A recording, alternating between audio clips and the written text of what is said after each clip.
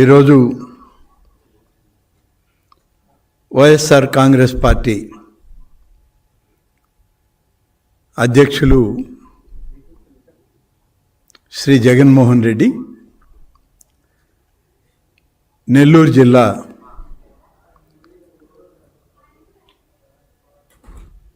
కావలి నియోజకవర్గంలో ఉన్న జువలదిన్నె హార్బర్కి గడిచిన 15 రోజులుగా వస్తాను అని చెప్తూ చివరికి ఎట్లాగో జిల్లాలో ఉన్న వైఎస్ఆర్ కాంగ్రెస్ పార్టీ నాయకులందరూ ఆయన్ని పట్టుకొచ్చుకున్నారు. ఎందుకంటే అక్కడ ఉన్న వాళ్ళు ఏ పరిస్థితుల్లో కూడా వాళ్ళని మత్స్యకారులు విశ్వసించే పరిస్థితి లేదు.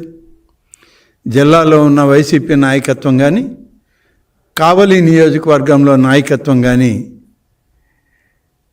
మత్స్యకారులు మత్స్యకారు కుటుంబాలు వాళ్ళ భవిష్యత్తుకి ఇన్నాళ్ళు అడ్డం తగిలిన ఈ పార్టీని గురించి ఆలోచన చేసే పరిస్థితుల్లో కూడా వాళ్ళు లేరు.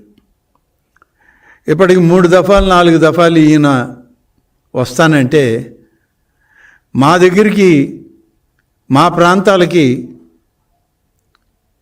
జగన్మోహన్ రెడ్డి అలాంటి నాయకులు మాకు అక్కర్లేదు, రాబలేదని వాళ్ళు తిరస్కరించినటువంటి పరిస్థితులను మనం గమనించాలి.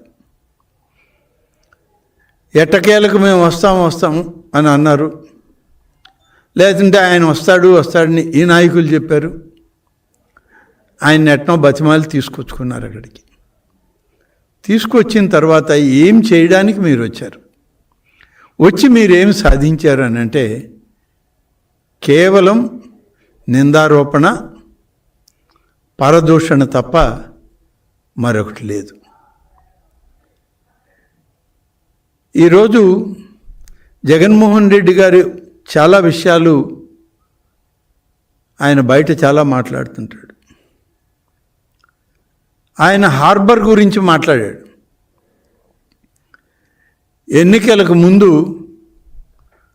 పూర్తి కాని హార్బర్లని, పూర్తి కాని ప్రాజెక్టులని నువ్వు జాతికి అంకితం చేసినటువంటి సంఘటనలు ఎన్నో ఉన్నాయి. ఈ పెద్ద మనిషే కదా వెలుగొండ ప్రాజెక్టు కాడికి పోయి ప్రాజెక్టుని జాతికి అంకితం చేశానన్నారు. చుక్క నీరు రాలేదు. ఇవాళ ఇంకా 4,000 కోట్ల రూపాయలు ఖర్చు పెడితే తప్ప ఆ ప్రాజెక్టు పూర్తి అవ్వదు. హంద్రీ నీవా ప్రాజెక్ట్ దగ్గరికి వెళ్ళి అక్కడ ఒక సెట్టింగ్ వేసి కుప్పంకి కూడా నేనే నీళ్ళు ఇచ్చా అన్నాడు. ఈయన వెళ్ళిపోగానే సెట్టింగ్ కూడా తీసేశారు, నీళ్లు కూడా తడారిపోయినాయి. అలాగే జువలదిన్నె హార్బర్ను కూడా వర్చువల్గా దీన్ని నేను ప్రారంభించేశాను అన్నాడు పని కాకముందే. ఇప్పుడు వచ్చి కూటమి ప్రభుత్వం అన్యాయం చేస్తుంది అంటాడు. వాటర్ ఫెసిలిటీ ఇవ్వలేదు, ఎలక్ట్రికల్ ఫెసిలిటీ ఇవ్వలేదు, స్టోరేజ్ గోడౌన్స్ ఇవ్వలేదు. ఇవేవి పూర్తి చేయకుండా 24 మార్చిలో ఎన్నికలకు సరిగ్గా 3 నెలల ముందు వర్చువల్గా దీన్ని ప్రారంభించి జువలదిన్నె హార్బర్ని నేను మత్స్యకారులకు అంకితం చేశాను అన్నాడు. ఎక్కడ ఏది పూర్తి చేసావు, ఏది ఇచ్చావు? కేవలం కల్లబుల్లి మాటలతో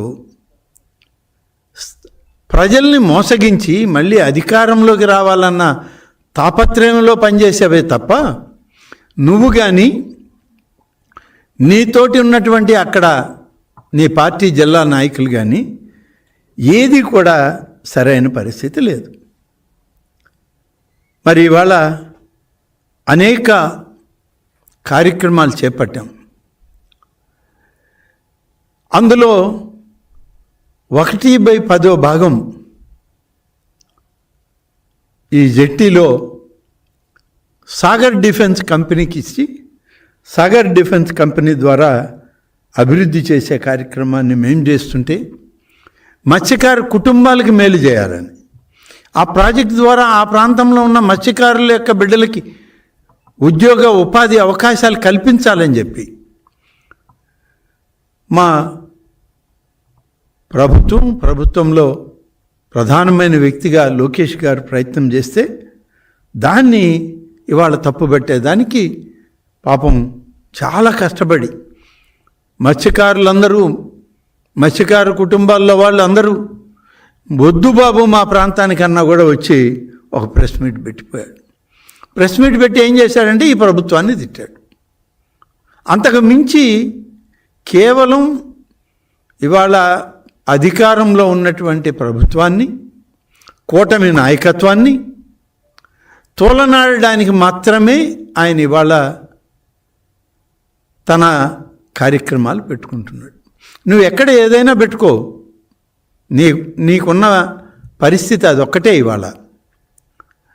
కానీ నువ్వు ఉన్న మత్స్యకారుల యొక్క భవిష్యత్తును దెబ్బతీయడానికి, ఆ మత్స్యకారు కుటుంబాల్లో రేపటి యువతకి ఈ ప్రభుత్వం చేసేటువంటి పనులని అడ్డగించడానికి నువ్వు రావడం అనేది చాలా బాధాకరం అని చెప్పక తప్పదు. ఈరోజు ఒక ప్రైవేట్ సంస్థకి ఇచ్చేసింది ఈ ప్రభుత్వం. జువలదిన హార్బర్నంతా వాళ్ళకి అప్పగిచ్చేసామని చెప్పి మాట్లాడారు. ఎక్కడ అప్పగించారు? దాదాపుగా ఈ టెక్నాలజీ సంస్థ మొత్తం మత్స్యకారులకి ఉపయోగపడే విధంగా తయారు చేస్తూ ఉన్నాం. 7 ఎకరాలు ఒక డిఫెన్స్ టెక్నాలజీ సంస్థకి ఇస్తే దానివల్ల ఆ ప్రాంతంలో మత్స్యకారులకు ఉపయోగం జరుగుతుందే తప్ప వేరే వాళ్ళకి ఉపయోగపడే పరిస్థితి కాదు అది. మత్స్యకారులకి ఇంకా భద్రతను ఎక్కువ చేస్తుంది. సముద్రంలో గర్భంలో ఉన్నటువంటి మత్స్య సంపద ఏ విధంగా ఉంది, అక్కడ ఉన్నటువంటి లోల తట్టు ప్రాంతంలో ఉన్నటువంటి భద్రత ఏంటి, డ్రోన్ సర్వే, శాటిలైట్ టెక్నాలజీ, ఇవన్నీ కూడా వాళ్ళకి అందించేదానికి ఈరోజు మన ప్రభుత్వం కూటమి నాయకత్వంలో గౌరవ ముఖ్యమంత్రి చంద్రబాబు నాయుడు గారు, నారా లోకేష్ గారు, పవన్ కళ్యాణ్ గారు లాంటి పెద్దలందరూ కలిసి మత్స్య సంపదని మత్స్యకారులకి అందించాలనేటువంటి చేసిన ప్రయత్నం ఈనాడు జరుగుతూ ఉంది. కానీ ఈనాడు ఏం చేస్తున్నారు మీరు? దాన్ని దెబ్బతీయాలి. మత్స్యకారులు ఉపాధి అవకాశాలను కోల్పోవాలి, వాళ్ళలో ఒక అన్రెస్ట్ రావాలి, తద్వారా తన రాజకీయ లబ్ధి పొందాలని చేసేటువంటి ప్రయత్నమే తప్ప వేరొకటి కాదు. ఇవాళ మీరు చేసిన పని అదే. ఈనాడు అటానమస్ మ్యారిటైమ్ షిప్ యార్డ్ని ఏర్పాటు చేస్తున్నాం, ఉపాధిని కల్పించే ప్రయత్నం చేస్తున్నాం. ఇది ప్రైవేటీకరణ